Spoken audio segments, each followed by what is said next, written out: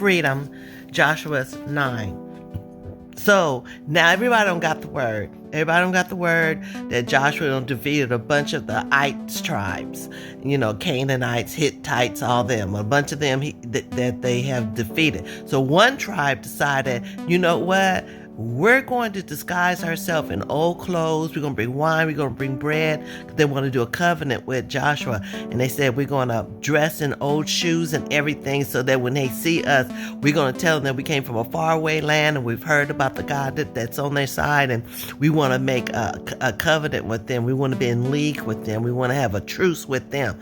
Because if you get that, and then Joshua won't kill us. So they do that. They go over there, they look poor and stuff. They say they from a faraway land. They're lying. The enemy will lie to you so that you cannot defeat him. You got to defeat the enemy. You got to defeat the enemy.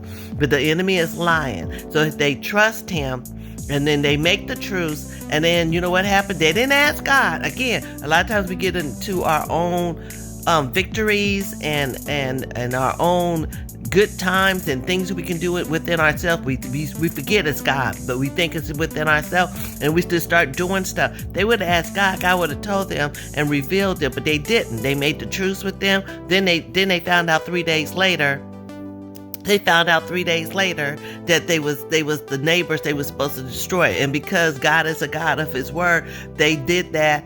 They had to not deal with them. So they ended up being like servants to get wood, to get water for the people of Israel, and for the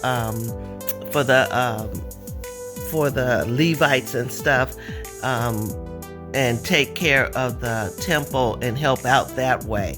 But the thing is, they already knew who they were. They knew who they were. They knew the power that they had. They knew the success they was to have.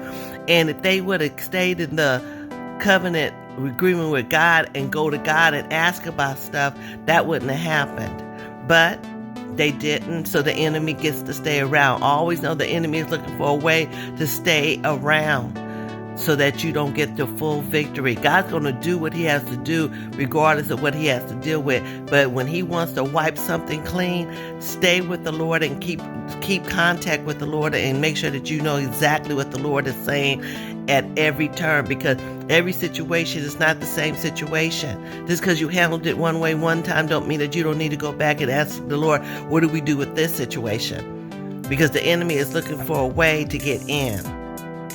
He's looking for a way to get in. Well, that's my time. Stay free.